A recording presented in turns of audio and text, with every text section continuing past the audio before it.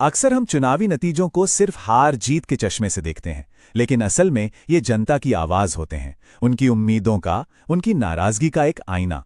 तो आज चलिए ग्वालियर के इस जनादेश की परतें खोलते हैं और समझने की कोशिश करते हैं कि जमीन पर जनता और शासन के बीच का रिश्ता असल में कैसा चल रहा है। तो हमारा ये पूरा विश्लेषण ग्वालियर की मिट्टी से जुड़ा है। ये देखिए, ये सिर्फ एक चुनावी नक्शा नहीं है, ये एक ऐसा इलाका है जिसका अपना एक गहरा जटिल राजनीतिक इतिहास है। यहाँ की अपनी उम्मीदें हैं, अपनी चुनौतियां हैं। 19,140 ये सिर्फ एक नंबर नहीं है, ये 2023 के चुनाव में हार का मार्जिन है। और यही वो सबसे बड़ी चुनौती है जिसे हमें समझना होगा और जिसे पार करना होगा। तो सवाल उठता है कि ग्वालियर का पॉलिटिकल कोड आखिर है क्या। देखिए, हर चुनावी क्षेत्र का ना अपना एक अलग पॉलिटिकल डीएनए होता है, और इस डीएनए को समझने के लिए हमें आंकड़ों की तह तक जाना ही होगा। अब देखिए, चुनौती बिल्कुल साफ है। नतीजा अगर बदलना है तो करीब करीब 20,000 वोटों का स्विंग चाहिए। और इसका मतलब क्या है? इसका मतलब है कि जीत उन वोटर्स को जगाने में छुपी है जो फिलहाल कह सकते हैं कि उदासीन हैं, वो जो महसूस करते हैं कि सिस्टम उनकी सुनी नहीं रहा है। ग्वालियर की सियासत की बुनियाद को समझना है तो इसके सामाजिक ताने बाने को देखना होगा। यहां देखिए, ब्राह्मण और ठाकुर समुदाय दोनों ही करीब 50-50 हजार हैं। एक बहुत ही नाजुक बैलेंस है, लेकिन असली निर्णायक भूमिका अक्सर ओबीसी और दलित वोट बैंक निभाते हैं। मुस्लिम, कुशवाहा और जाटव समुदाय ये वो ग्रुप्स हैं जिनके वोट जीत और हार का पूरा खेल बदल सकते हैं। चलिए, अब आंकड़ों से थोड़ा आगे बढ़ते हैं। अब बात करते हैं लोगों के असल अनुभवों की, उनके रोजमर्रा के संघर्षों की। क्योंकि एक बात याद रखिए, वोट सिर्फ नंबर नहीं होते, वोट एहसास होते हैं। ये रोज की मुश्किलों से जन्म लेते हैं। तो जमीन पर लोग किन चीजों से परेशान हैं?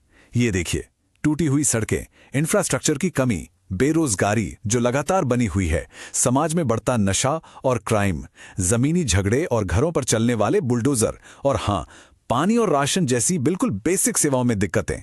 सच तो ये है कि यही वो मुद्दे हैं जहां सरकार और जनता के बीच असली टकराव पैदा होता है। और ये जो बेरोजगारी की समस्या है ना, इसकी जड़ें बहुत गहरी हैं। कभी यहाँ ग्वालियर कॉटन मिल्स जैसी बड़ी बड़ी इंडस्ट्रीज हुआ करती थीं। उनके बंद होने का असर, वो विरासत आज भी यहाँ के आर्थिक असंतोष को हवा देती है।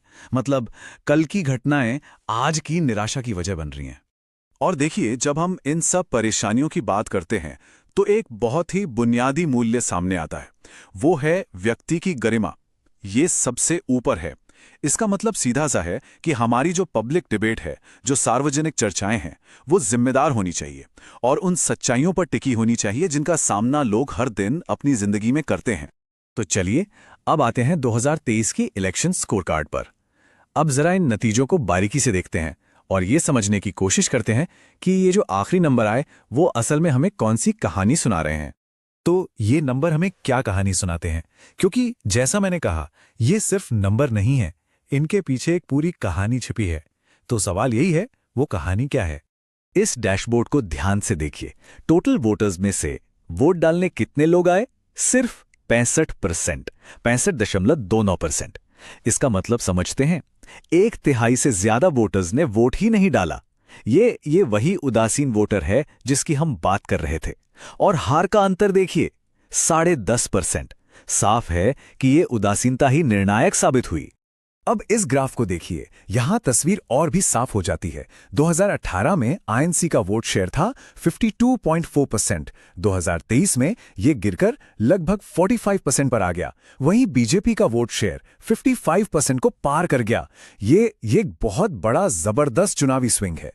तो फिर सबसे बड़ा सवाल यही उठता है कि जनादेश में इतना बड़ा, इतना नाटकीय बदलाव आखिर आया क्यों?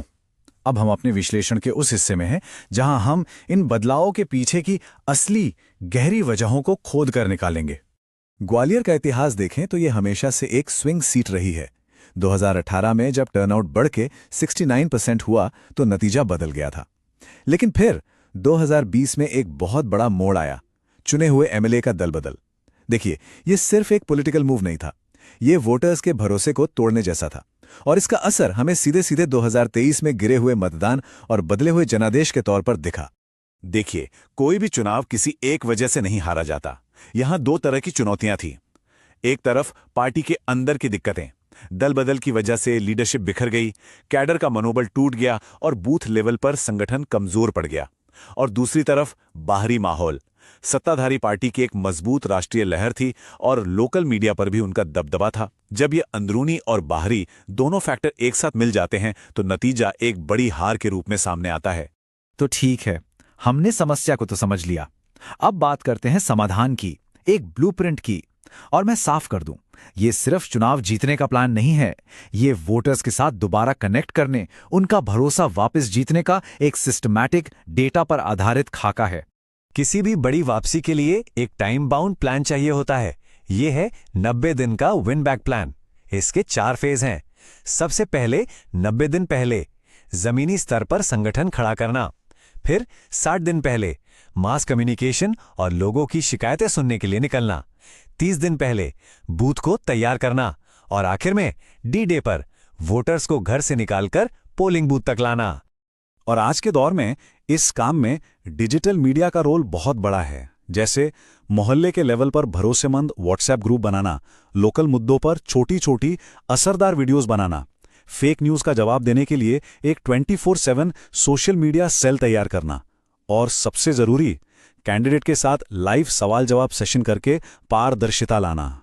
लेकिन एक बात का हमेशा ध्यान रखना होगा, इस पूरी डिजिटल स्ट्रैटेजी का एक सिद्धांत है जिससे कोई समझौता नहीं हो सकता, और वो है वोटर की प्राइवेसी और उसकी सहमति।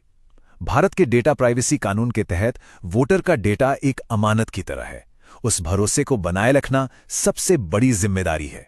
तो इस पूरे विश्लेषण के बाद आगे का रास्ता क्या निकलता है? चलिए अब एक बार फिर से जो मुख्य सबक हैं उन्हें समेटते हैं और शासन के भविष्य की तरफ देखते हैं।